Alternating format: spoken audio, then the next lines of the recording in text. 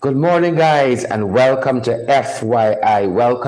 Welcome to each and every one of you guys, wherever you all are joining us from. We trust that you guys are great. And welcome to each and every one of you. We know lots of you are joining us from the diaspora.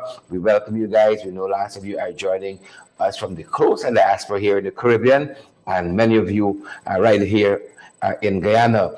Good morning to each and every one of you. Good to see you. All of the usual suspects. I see Roderick Henry and I see Gwyneth. Miss Guyana 10. Who is Miss Guyana 10? Gwyneth, Roderick. I see Finel Innes. Good morning, guys. Chevron McDonald. Good morning. Good morning to each and every one of you. We're covering from what's happening, guys, in LATAM to what's happening internationally with Meghan Markle and William and all the other folks on the international scene. We got lots in store for you guys. Stick around. Roderick said we big, but we got sense. Atala is there. Osman Hodge, Atala. Wade Duncan is there. Ram Singh Singh, Onika Light, Orwin Don, Malika Andrew Coates. Good to see you, Stacey and Stall, and I see Vashti Magnot, Rupert. Good morning, Karen McPherson, Onika Light. All of you guys who are joining us. It's Thursday already. Tomorrow is the final day of the week, Friday, the 10th day, guys, the 10th day of March.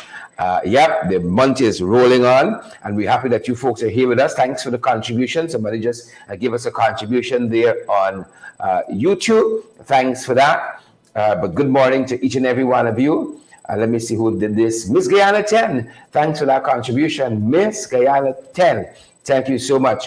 Amanda Kendall, we see you as well. And Stacey and Stoll and Jones. Good morning to each and every one of you guys. Let's get right into the headline. We're going to try to be a hero and do what we got to do. Perhaps in the same time, we're going to try to be a hero. But we hope that you guys are great wherever you all are joining us from. We are delighted that you folks are here with us. We are, matter of fact, I think we are more than delighted that you wonderful folks have joined us this morning. How is it going? You know, the night is far spent, and here we are. Here we there. We trust that you folks are great. We trust that you folks are well. Good to see each and every one of you. Share the live, folks. Smash that emoji button. We're just making sure that we dot our I's at the back end and that we cross our T's as well. But good to see each and every one of you. It's a new day, folks. We trust that you guys are well. We trust that you had a good night. And we trust the morning is off to a running start. A running start. Take no prisoners, folks. Like the former RU of Let Them Zibil keep fighting. Lock us up 10,000 times. We'll keep going forward. We hope that you guys got a fighting spirit like that. Good to see each and every one of you guys. Really glad that you guys are here with us. Pace and power. Pace and power. Yeah, let's head right into the morning papers. Good folks, wherever you're joining us from, we are superbly happy that you guys are here. I see Ayasha is here, Gil Alikok, Ram Singh Singh. Good to have you. I see Leon Blair, Jennifer Prince. Good to have each and every one of you. Roderick is here as well. Gil Alikok, Ingrid Crawford, and all the other folks. Thanks for joining us. Great to see each and every one of you. And again, Roderick's refrain this morning is we big.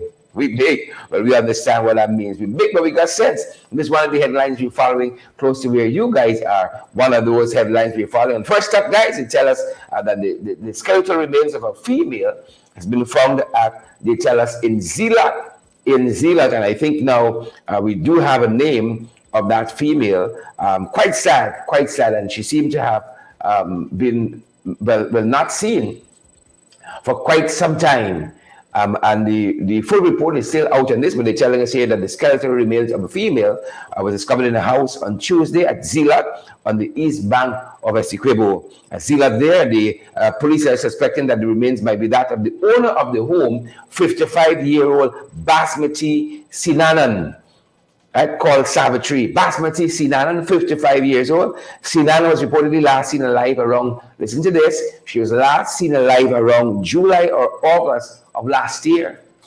Or August last year, but no one knew she was missing. On Tuesday last, her nephew went to Zeeland to play Pago and decided to visit his aunt since she was in the area. Wow. Can you imagine that? he decided to visit his aunt who was in the area, and boom, that's it. Can you imagine that? They haven't seen her since last year, July, August. The nephew's in the area deciding to give the aunt a visit and stumbles on her skeletal remains. That is pretty sad, folks. That is very, very sad. Our thoughts and prayers, of course, go out to her friends, family, and loved ones. Ingrid Crawford, can you believe that? That is wow indeed. I don't have any other words. Ayasha, wow. Wow. Nobody's seen her since last year, July, August. Wow. Our thoughts and prayers, guys, go out with her family. Thoughts and prayers go out to her family. Here's another headline we're following. Another headline we're following. That's such a sad story. Such a very extremely, extremely sad story. Look at another headline we're following, folks. Yep, you see that there?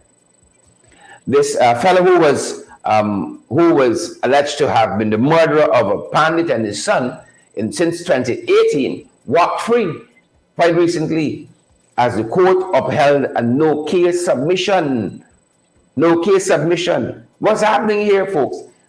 What is happening here? Well, justice, some folks would say. Justice, some people would say. We're watching this one as well, folks. We're watching this one as well. This Pandit and his son. I think this was in Region 6. Pandit and his son met their untimely demise at the hands of someone. And this 34-year-old man accused of murdering the well-known Pandit and his son walked free out of the Damwara High Court. Walked free, no case submission. Orlando Douglas, called Fras, 34. He had been on trial for the double murder before Justice Joan Barlow. Right? And a mixed jury of 12, they tell us, upheld this no case submission. Right? He had always denied the charge, might I add, which alleged between July 7th and 10th of 2018, he murdered 61-year-old Dinarain Leela. Right? And 28-year-old Gopal Leela as well. Yep, those are the allegations. And of course, as I said, the court there upheld no case submission. Too often we see this. Following a no case submission prevented by the defense lawyer, trial judge Barlow directed the jurors to formally return a verdict of not guilty in favor of Douglas. It was reported that the son and the father, they were found dead in their home after tenants complained of a stench emanating from their home. Reports that detectives found their back door ajar. The young man's body was reportedly found lying face down. His body found lying face down, the 28-year-old, and in a pool of blood. And his father was found not too far away. The father was found lying on his back in the living room. Right? And then you had this young man who was held responsible, 34-year-old Orlando Douglas, and he walked free out of the High Court yesterday after that no case submission. He walked, out of the High Court after that no case submission. That's another one of the issues we follow. Look at this other headline, guys, we're following. Look at this other headline that we follow. Another headline we follow in the morning papers. Do we have it there? Do we? Well, do we? This other headline. Do we? Yeah. Now the one we're following. Now this is a letter in one of the daily newspapers. One of the letters in one of the daily newspapers. Where the billions going is a question we ask here all the time. Where the oil money going? GKH Lal is the author of this letter, and he's asking this question: where are the billions going, and who getting it? And again, when you look at the plight of the Guyanese people at home, you wonder, we really have an oil and gas sector. We're doing for us. We're pumping oil, but how many Guyanese feeling it? And that is the point. The heart of this letter by GKH Lal in the daily newspapers this morning. We're pumping a lot, oil and gas, among other things, but how many of us feeling that on a daily basis? Atala, you feeling it? You feeling the oil and gas wealth that we have? Gil Ali Cup, you feeling it? Yolanda Thomas, you're feeling it? Well, that is the question A lot of folks are asking, where the oil money going? GKH Lal saying, where the billions going? And who getting it? That's the important question. See a prominent attorney open a big building there on, which street is that? New Market, Thomas, and Middle Street. Spanking new building, seem to have leased it out to a firm. So I'm posting it on his Facebook page as well. You know, suddenly big buildings going up, big mansions are going up. Where the oil money going? That's the question being asked. And who getting it? Who getting it? Yep. Questions got to be asked. Here's another headline that we're following. Another one of those headlines we are following. Yep. Suspects in the Soko money laundering case. Bailed, gone. Right? You all know, I don't know how Soko is going about this.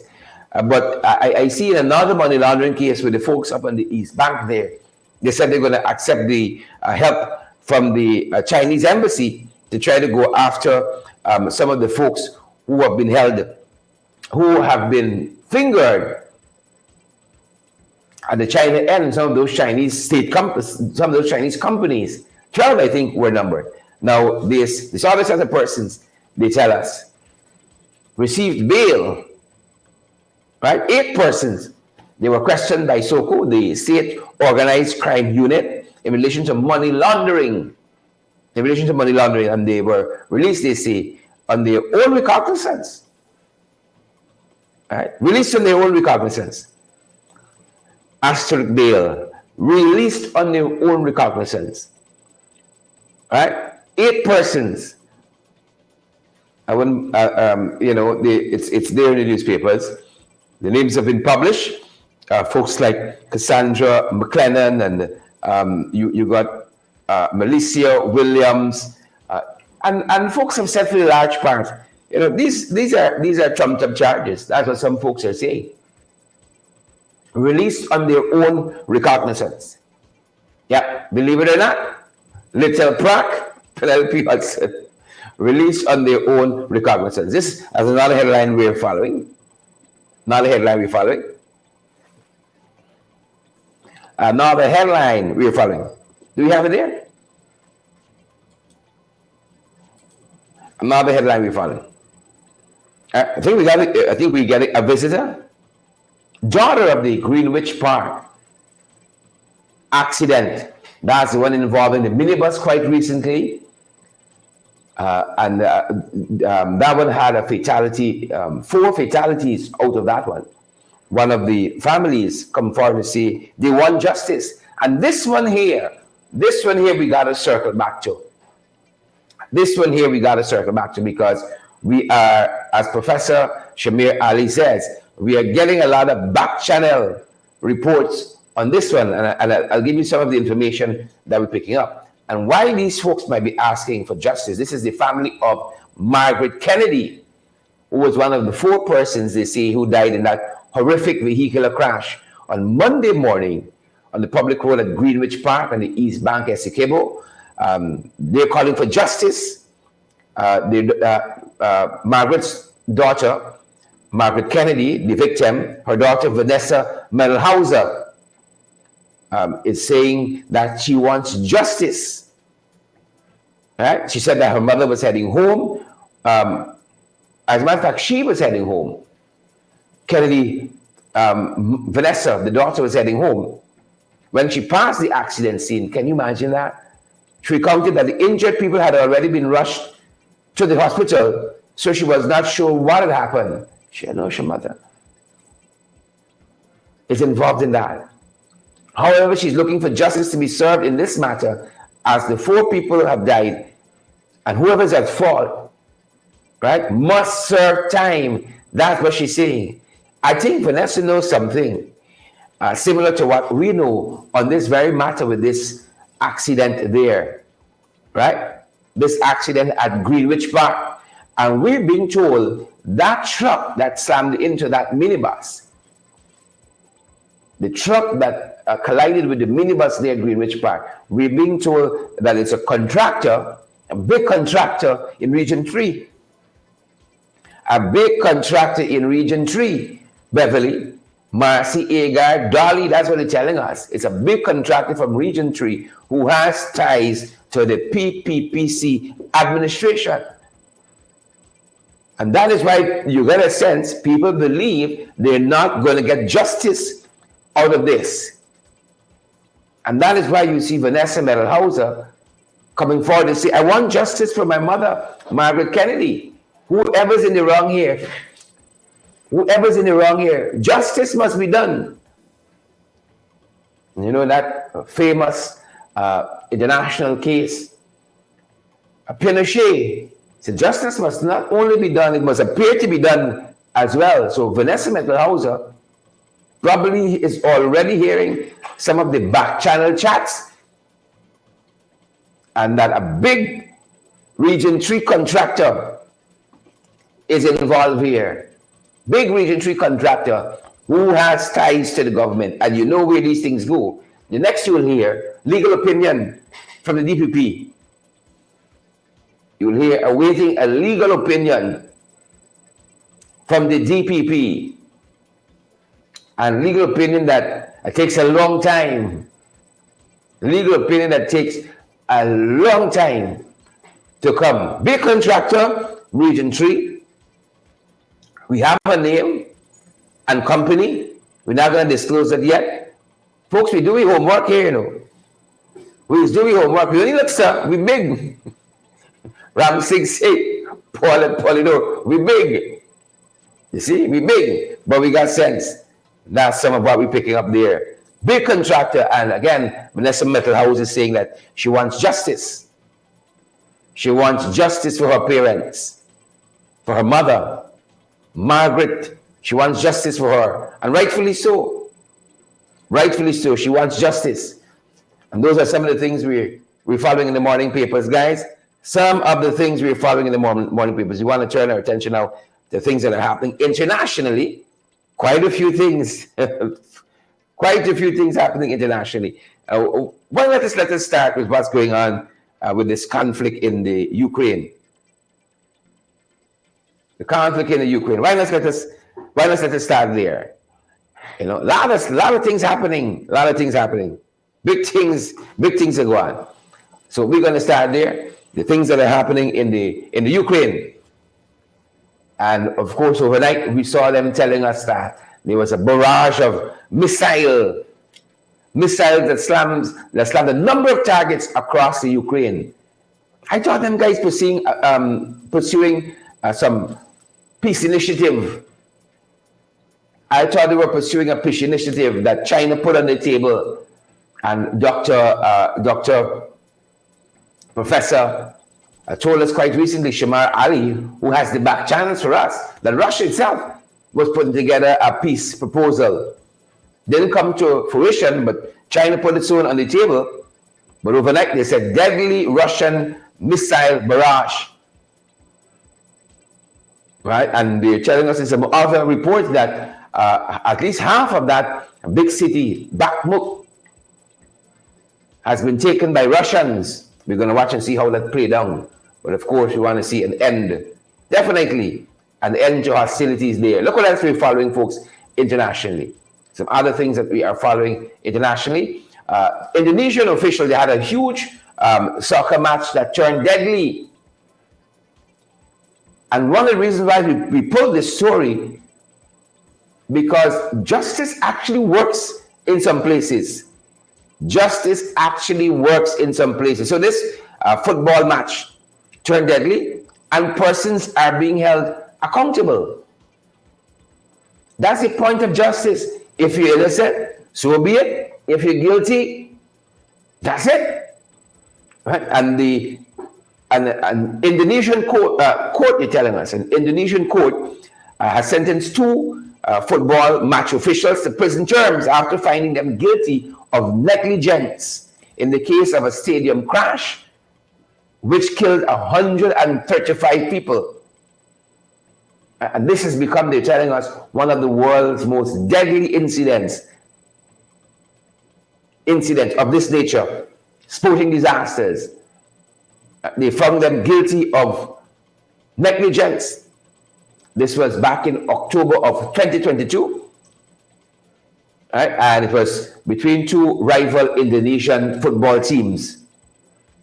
Right? They said the match ended in chaos with a pitch invasion, right? And police responding to a volley of tear gas, which choked onlookers and forced crowds to flee to exits, some of which were locked, resulting in the deadly crush.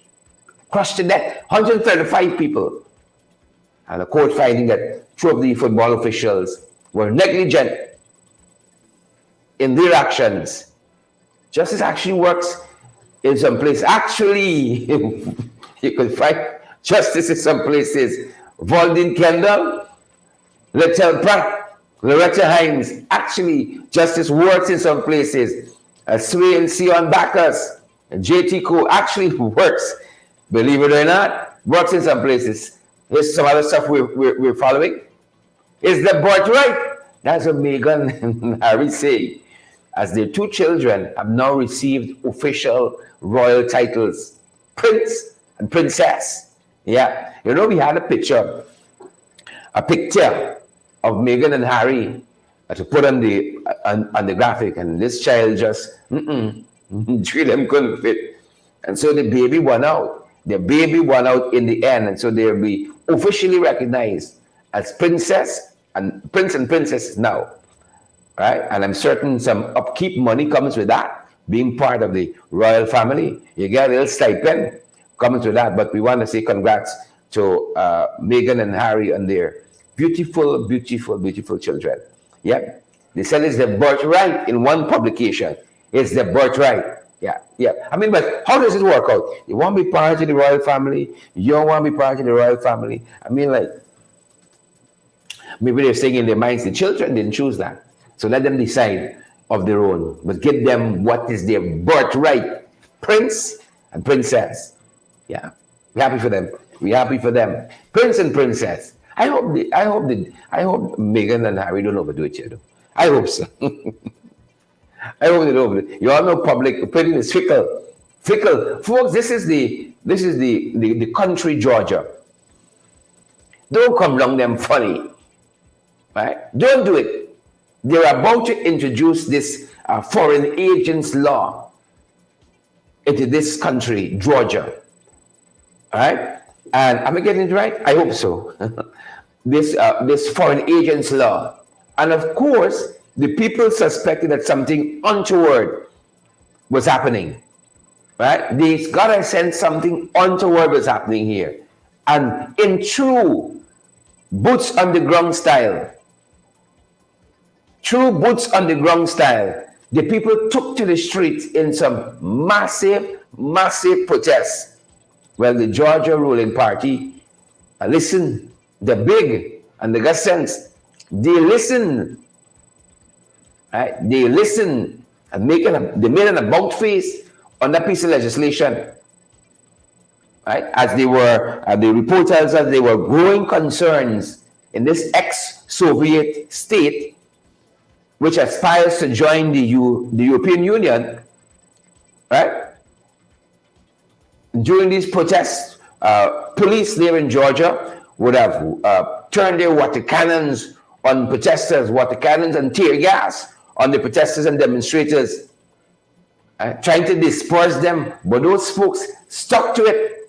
That's what you got to do, you know. In this new dispensation we're in, you got to stick to it. They stuck to it.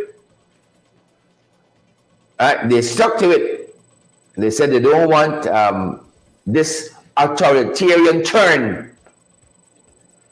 that Georgia was taking, and they felt it was a little too close to Russia, little too close to Moscow, too close for comfort. The people went on the street, raised their voices, and the Georgian authorities made an about face on that piece of legislation they were trying to pass. You see? But if nobody speaks up, then we get them boys points to move ahead. Right?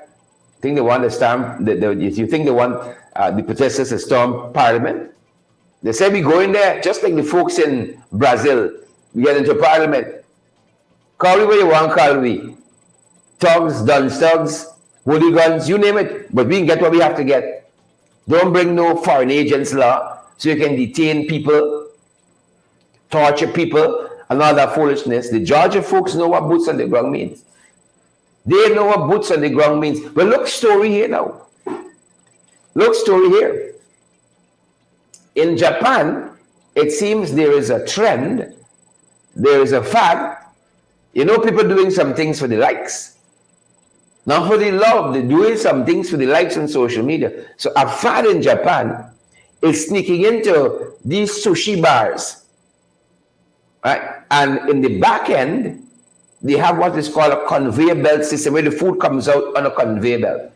Now, people sneak into these restaurants and film themselves licking the sushi and, touching people's plate and so on while the food is coming through this conveyor system. And then they post that on social media for the likes and the shares. Now, I don't think you should play around people's food. For fun and for laugh. For fun and for laugh. I don't think you should play around people's food. I've always had that sense. Don't mess with food. Don't play around food. I am very, very, very cautious and serious with how people serve me food. The energy. And that's why I was so upset going into, was it Pizza Hut? 1 hour plus waiting for a pizza. A whole set of thoughts started running through my head. Couldn't even digest the pizza properly. Honest to God. It left a bad taste in my mouth. That whole experience there. Pizza Hut in Regent Street recently. How people treat with food. And I was many years ago, I was talking to a brother who was Muslim, and he was talking about trying to explain to me the energy that people can transfer to food. People in a bad mood in the cooking and so on, and then negative energy. You eating some people's food, you're left depressed. Instead of being good for your body, you get sick. Very, very serious about that. Don't mess on people's food. Keep your jokes and your fun elsewhere. I'm going to look this evening somewhere in our archives. Last week, somebody sent us a video with people making pastries. And same thing, licking the pastry and packing it and putting the foot on the pastry and all kinds of nonsense. Don't mess with people's food. Don't do that. Don't do that at all. This apparently is a fad in Japan. And the authorities there arrested 3 persons for being stupid and doing nonsense. Don't know where you all put your mouth. You're also sick in your mind to go and lick people's food. I don't know what y'all doing behind closed door. If you're licking people's food on camera, what are you doing behind closed door with your mouth? Putting the hand on people's plate and all kinds of foolishness for likes. Hope to jail them for a long time. Jail them for a long time. Do your pranks and so on to each other. And leave unsuspecting people just wanting to have a meal alone. Let's do that. Damn it in hell. Don't mess with people's food. Don't do that. At all. At all. At all.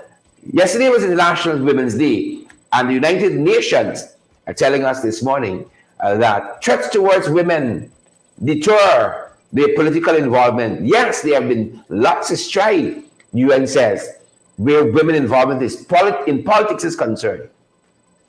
Where women's involvement in politics is concerned, there have been lots of strides, but lots of setbacks as well, because again, threats against women. And we only got to look right here at home. Remember that whole saga in our National Assembly with Tabitha Sarabo-Haley, MP? And those damning allegations against Kwame McCoy. You all remember that? Remember Damlal, Minister Dildo, and what he said to a sitting MP, Natasha Singh Lewis? We don't have to go far. UN is absolutely right. And if those girls weren't strong, they hang up the political hat and say, I gone from this foolishness. We got time with this. But we got some strong girls. We got some strong girls, thankfully. We got some strong ladies who keep on being on the forefront and definitely challenging their male counterpart. If we had let loose Tabitha on Kwame, would be another story. Right? If Tabitha had really step up, and match Kwame, Will be another story. Will be another story. You hear gender-based violence. Suddenly, Roderick, yeah. Threats against women deter the political involvement. That is what UN is saying. And even though you have lots of strides made in this front, they said again, they've been looking at women and how they've been threatened internationally across the spectrum, preventing political involvement. Yep. Turning attention to some of the issues we're following, guys, regionally. From internationally, we're turning our attention, good folks, to what's happening in the region, what's going down in the region, as we're returning our attention. What's going on in the region? Regionally, guys, I really want to thank all of you who have joined us. Maxine, and I see Annette Cummins there, and Keshan Sharma, Ramjadan, Lambert, we see you. Lambert got this fancy name. I've been trying to call for the longest while. Audrey Brown, we see you as well. And all the other folks joining us across social media. Look at some of the things we are tracking happening regionally, and some quite serious. Quite serious. Quite serious. Quite serious. A number of them. Give me a sec for it. I gotta catch myself here. Make sure I got the notes lined up. Making sure we got the notes lined up. A number of things, as I said, happening across the Caribbean that we think you should be aware of. Keeping you guys in the know. Folks, you all know an average newscast. You got locally happening. You got about 6 or 7 stories. We cover about 3 times that on our program.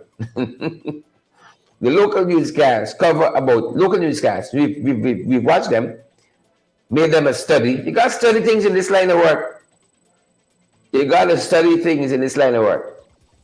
And they carry about 6 or 7 stories per average. On average, we carry about 3 times that. On average, we carry about 3 times those amount of stories.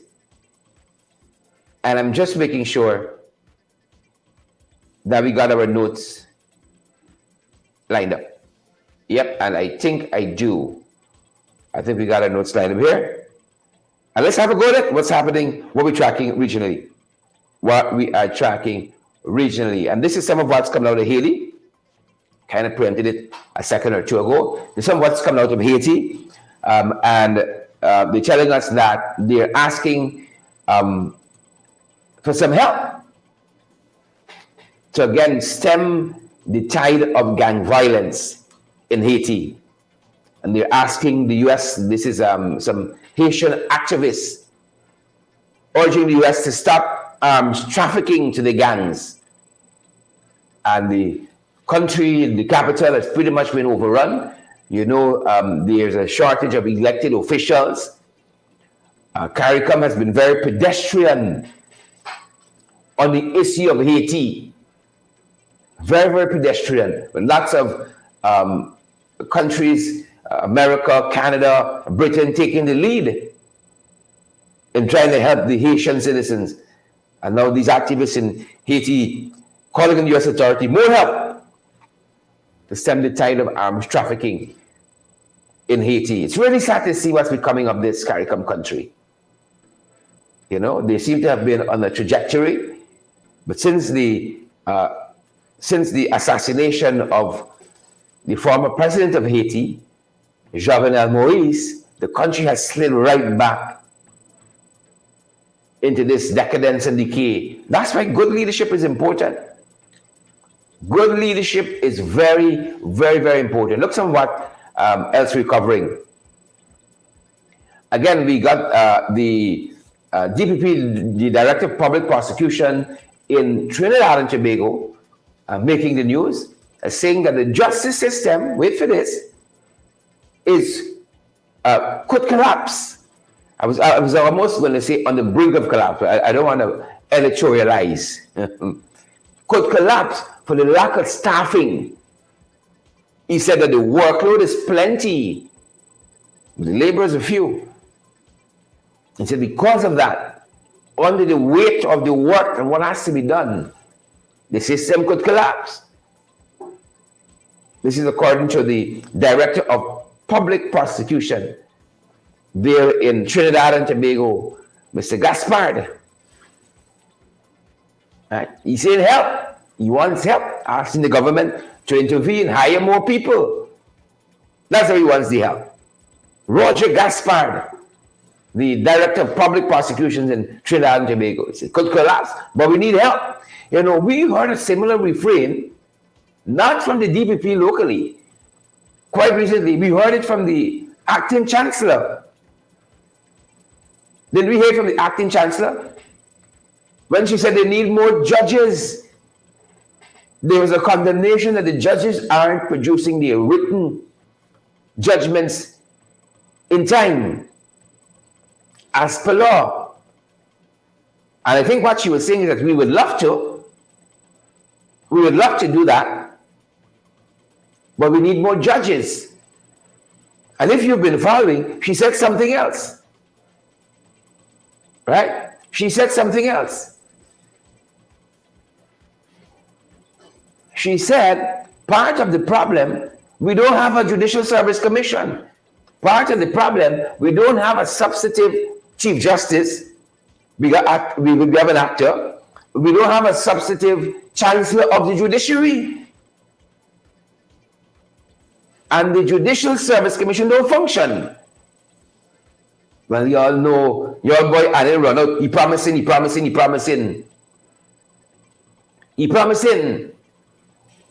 We need a judicial system to function. We need a judicial system to function. Because there's big problems brewing in this country, especially between critics, Birdness and Stacey. Right? Between Birdness and Stacey, big story brewing. Now the two, we have a conversation and it leak. It's either me or you leak it. Yeah? If the two of us got a conversation, there will be Draco. It's who leak it? Now you with me, you got conversation. Stacey and Soul, and then comments if you me got conversation. And the conversation leak. It's who leak it? That's a big matter might end up in the judicial system. So we need the judicial system to work and to work effectively. Well, Roger Gaspard, the DPP in there in Trinidad and Tobago, said, we need help, we need more staff. We need help, we need more staff. Look at you following the Caribbean, folks. Big story. You know, people see people anywhere. In Antigua, the central bank is trying to counteract a fake $100 bill that's on the market. A fake $100 bill. It's every way people try it. It's the times, folks, the times we're living in. Every way people trying something. The central bank says check your $100 notes properly. Doesn't Antigua use EC? Those of our viewers who are joining us from Antigua, it's not EC they're using in Antigua. Antoine Nicholson, Pamela Joe. You got to watch them $100 bills in Antigua. That's what central bank says there. But we hope they're able to arrest this problem. We hope so. These are the trying times, the testing times, the formidable times, turbulent times. People trying all sorts of things. Antigua, they look out for a fake $100 bill. A fake $100 bill. They're looking out for that. Yep. And then on this front as well in Antigua, making so many strides ahead of us. And now we sought to bring a bill in the National Assembly to repeal the imprisonment for conviction of marijuana and to put up a custodial sentence. Well, PP, always trying to dim your shine, voted down our bill and brought their own bill. Now the Rastafarian community here is saying, this is not what they want. What is encapsulated in the PPP bill on ganja use. I think from 3 grams permissible, they went up to 15. In Antigua and Barbuda, the government has just granted for sacramental use, authorization right? That the Rastafarian community can grow cannabis. Folks, I know how some of you feel about this issue because all you guys can see is ganja, right? But the science on this has actually overtaken us. Look at the amount of accidents we cover on a daily basis. I saw one right outside of the restaurant and hotel up on the East Coast. The name eludes me. Help me out, guys. A minibus. And one of the things I heard people saying in the onlookers, he drunk. The accidents I see on the roadways, I don't hear somebody high from ganja. Right? The amount of people I see ill-treating women in this society of ours, I don't hear, oh, he smoke up ganja, he high. Right? People talk about alcohol use, right? And how that has been, part of the scourge. Misuse, perhaps, of alcohol. The science on cannabis, ganja, marijuana usage has overtaken us. And Antigua's now allowed its citizens, Rastafarians, for sacramental use for their religious purposes. And that's what the guys here are asking for. Could we up this thing? Because as a community, this is part of our religious freedom, or should be. But they've turned a deaf ears to it. And hemp, that wasn't on the horizon. Well, they're running with hemp. Who got big land, got bargain with hemp. That's what they're running with. Antigua's gone ahead. You know who else moving ahead with this concern? You know who else? The whole world. Because again, the people are following and the science is overtaking us. Argentina is making some headway also in the export. They're only growing. They're growing to the level of exporting. That's how far they've gone. To the level of exporting now. Bringing in some foreign currency. We could use some foreign currency. They're telling us in this report, Argentina, a new cannabis watchdog, is overseeing more than 50 projects related to the research and development of cannabis and is establishing a regulatory framework as it bids to enter the potentially lucrative weed export market. Argentina, Antigua, moving ahead, and we stuck in political malaise because we don't have the political will. The science is overtaking us on this, right? And we still believe the world is flat. You walk too far, you fall off the edge. Right? That's our mindset on this issue. The world is flat. You walk too far out, you can fall off the edge. The science, another place, showing us differently. But we'll continue to follow. Look at us, we follow, guys. We home yet. Brazil's president. Look, these are major things. Them boys and coming to issues like this, Do you know you have a national minimum wage that was set for the private sector, but many companies in the private sector don't follow it? We got Guyanese brothers and sisters working for $45,000 a month, $50,000 a month. I saw some apartments advertising somewhere in Georgetown recently. The add little hot water, one room, 120,000. Right. They add little hot water to the offerings. 120,000 a month, one room. 120,000.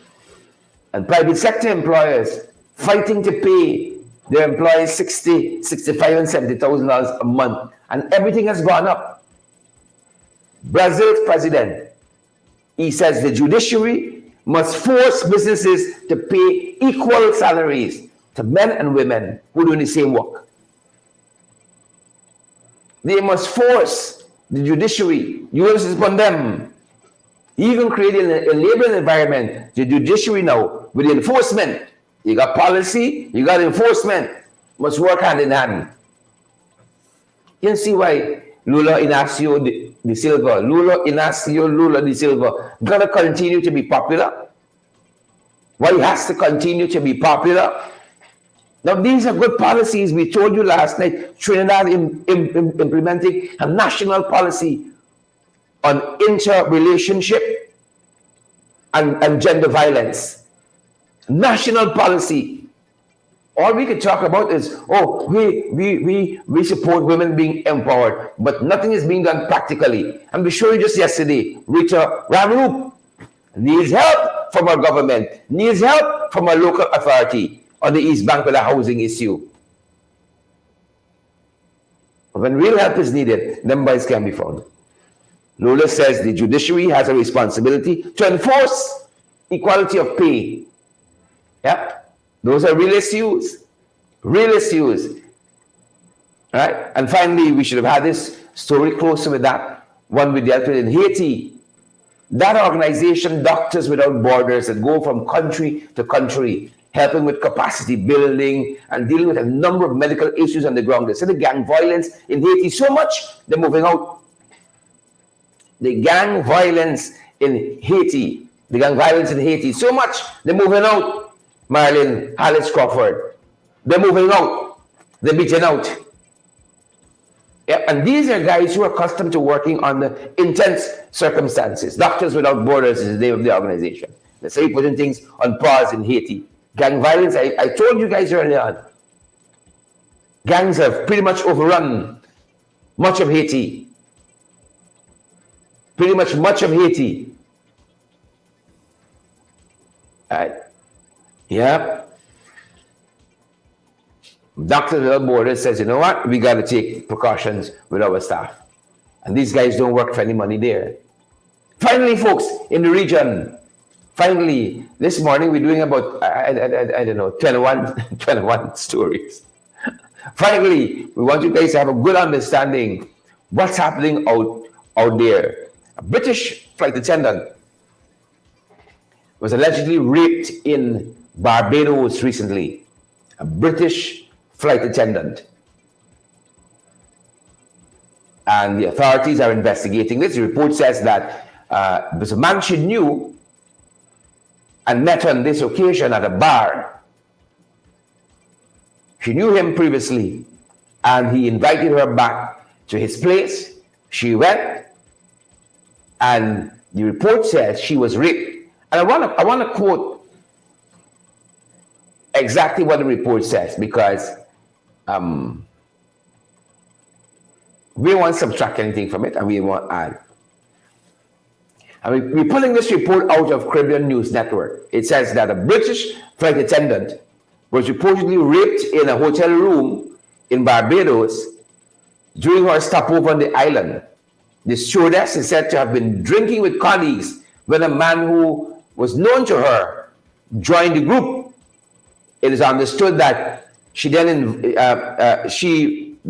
invited the individual back to her room, rather. Happy, see, that's why I went back to the report. I want to get it straight. The individual is invited back to her room, where he raped her, according to the report. Right? And the police say that they are actively, police in Barbados, they are actively investigating this and hunting down the suspect, who up to yesterday was still at large. Yep. Yep. We hope that she gets all the support that she needs and that justice is done. We hope that justice is done. Justice is done. British Airways cabin attendant alleging that she was raped in Barbados. Ayabo Natasha Congraves, thank you for that donation. Ayabo has just donated to our program live right on YouTube. You can do that. Those of you in the diaspora, right in the comment section, there's a $sign at the bottom. You click the $sign, they're going to ask you to purchase a sticker. Most of the contribution that you purchase the sticker with comes to us. Thanks to YouTube for allowing that. And Warren says it doesn't add up. It doesn't add up. For me, even if she intended X at a point in time, and you go back to the room, if she says no, no is no. Anything after no is rape. Right? So, an invitation to go back to the room is not an invitation to do whatever you want to do. You know? And that invitation could be withdrawn at any time. That invitation can be withdrawn at any time. So we're watching that, Fig Warren. We're watching that. Right? We're watching that. Stop recovering locally, folks. Locally. Stuff we are looking at locally. In the 592, in the 5 of the 9 of the 2, them boys gone overseas. Telling us they went to meeting overseas. The 592. Thanks, Natasha, for that, Ayabo, for that contribution. Right? We're being represented, they tell us, at the world's premier mineral exploration and mining convention. Mineral exploration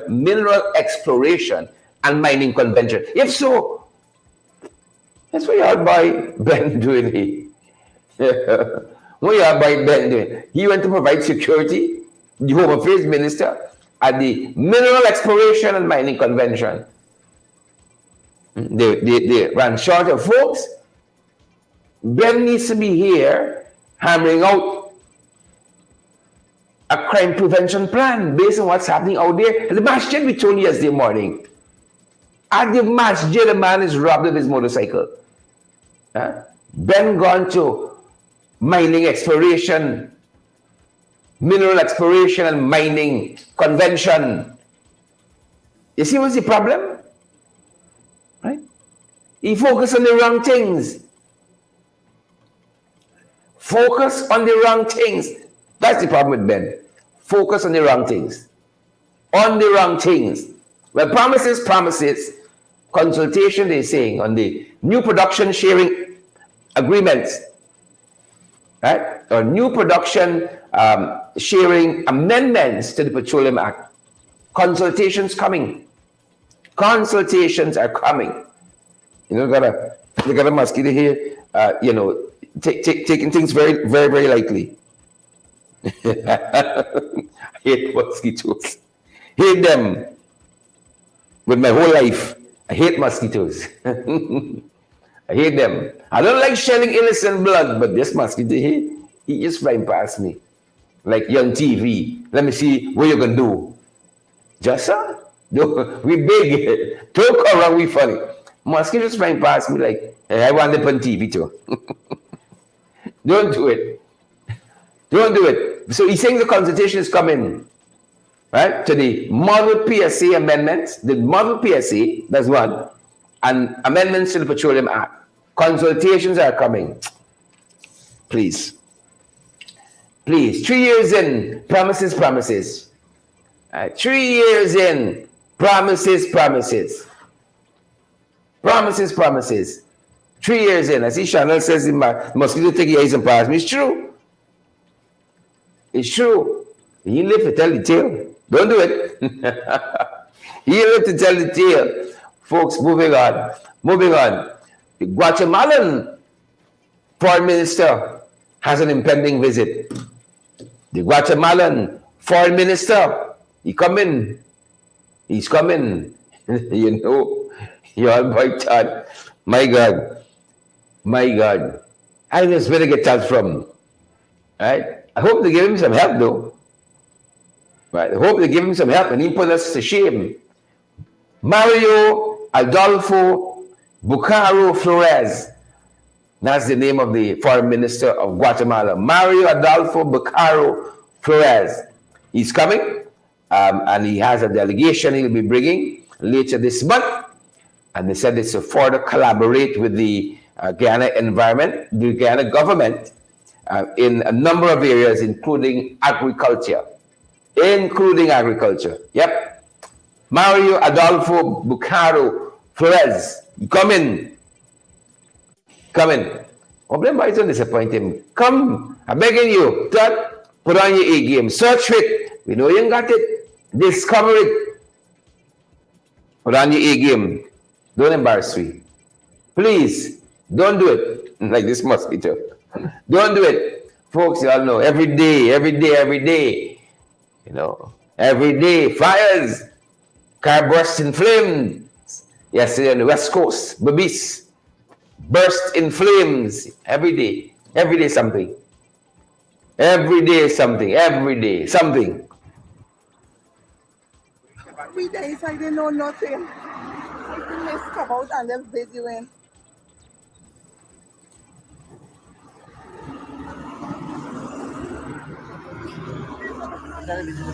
Uh-huh.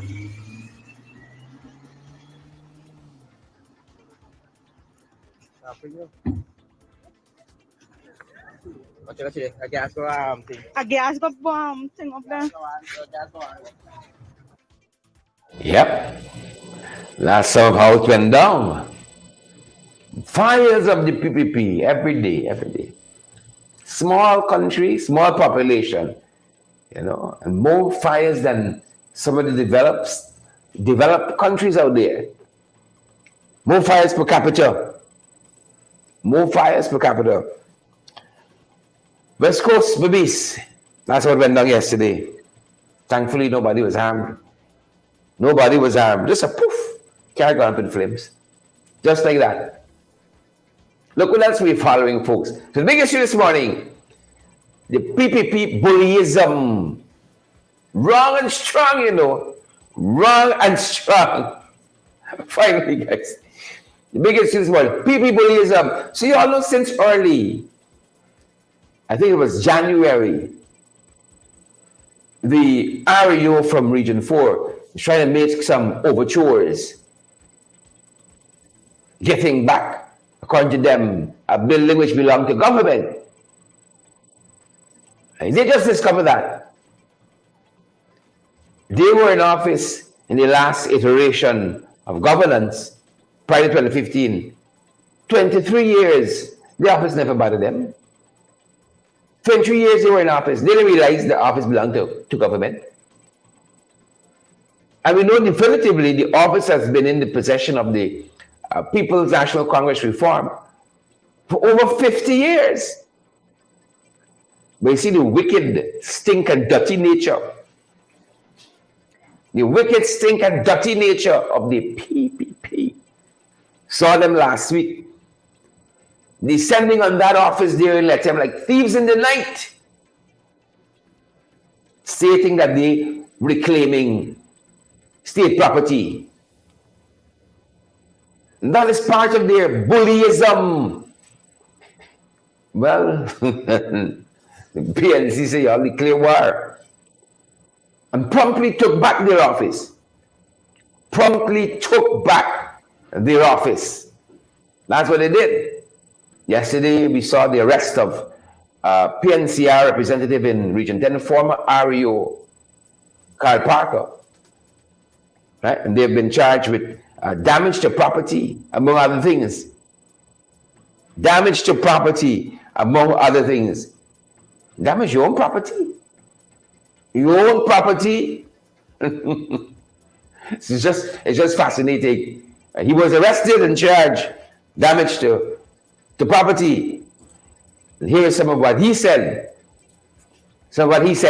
Emerging from the Latin Magistrates Court yesterday. Some of what he said. Yeah, but okay, good afternoon, Guyana. Good afternoon, the world. Well, we've reached a point in Guyana where the law is working hand in hand with the PPP. Godfrey Williams and myself were arrested this morning.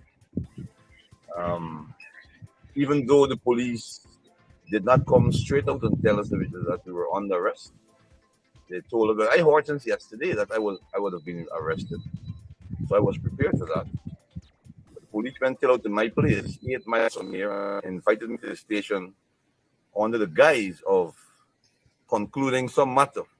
Didn't say what the matter was, but I knew I was going to be arrested. This and Godfrey was staying there, and they told Godfrey that the sergeant station, when he went there, he was arrested. While at the station, the police, some were professional, while others were very antagonistic. They weren't too friendly. They put us to sit on a bench with common criminals.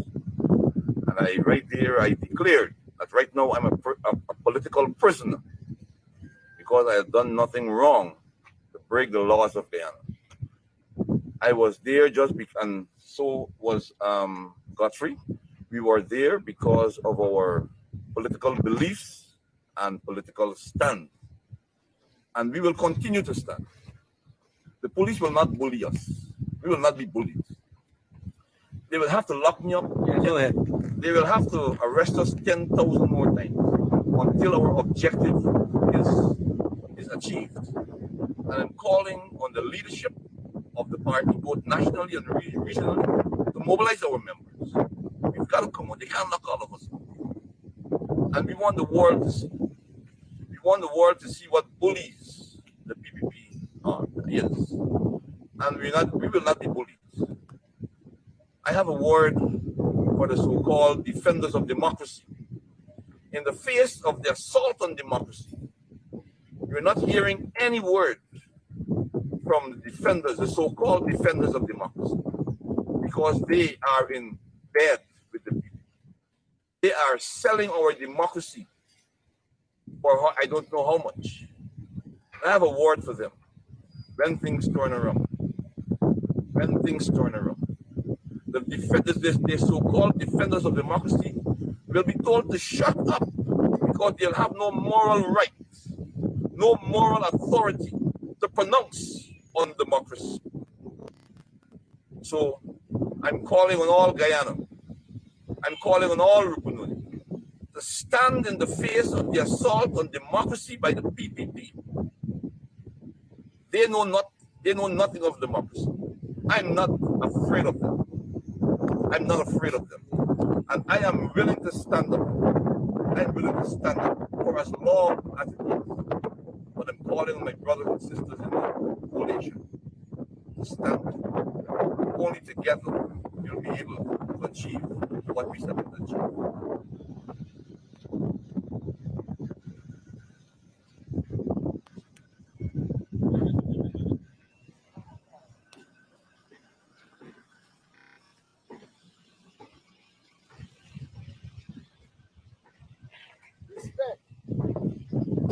One love. Respect. Long live democracy. Long live the People's National Congress. Long live the leaders of the People's National Congress. We will not be bullied. We will not be intimidated. Stand with us, brothers and sisters. I don't know about you folks, but I'm standing with them. I'm standing with them. You know, I'm standing with them. I believe that office belongs to the PNCR, and they have to occupy it.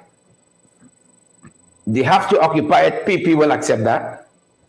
The shoes on the other foot, you think PPP will accept that? So why are we thinking about accepting it? Kudos to Carl Parker and the other folks who there, as Bob Marley says, is Bob Marley, putting up a resistance. Right? Kudos to them. Continue to stand strong. I know myself and thousands of Guyanese standing strong with Carl Parker and his team up there. Our PNCR brothers and sisters, standing with them. Damage your own property, take back your own property. That's what y'all saying, taking back your own property. Folks, that's going to do it for us. We got to run off to other things. We're not going to have podcast today. We got to run off and get some stuff done underground, but we're going to be back with you this evening. And that's our promise. But we will not have our podcast today. We will not have our podcast today. Let us be it for now, folks. We're going to give you another update as soon as we can on this very matter here. On this very matter. Let that be it for now. Thanks for joining us, each and every one of you. I see we got Audrey Brown and Keith Evans. So many of you, we're so thankful. I see Esther Blue. Esther, how you doing? Leroy Govaya, good to have you. Keith Evans, Pretty Milicia, good to have you guys on the live this morning. Chevron, Parmanan Shivnot, good to see you as well, Parmanan. I see Chevron McPherson is here. Pamela Dover, Gail Alikok. Wherever you've joined us from and whatever circumstances. I know some of you only come for views out. You're really interested in us here. You just come to views. Put forward the PvP views. That is accepted as well. Do what you got to do. We like to fight you all in the comment section. All are welcomed. All are welcomed. All are welcome. You choose to be productive. Fair enough. You want to engage in a discussion. That's the nature of politics. Right? You come to abuse. Right, in my Chinese voice, you come to fight. You think, all right, you better watch yourself. You better watch yourself. You all deal with them in the comment section. I know that you guys are fully able to deal with them in the comment section, and we can give you an update later on what's happening on the LATAM front with our PNCR brothers and sisters. Deal with them in the comment section. Thanks for joining us, folks. Thanks for joining us. That's our time. That's our program this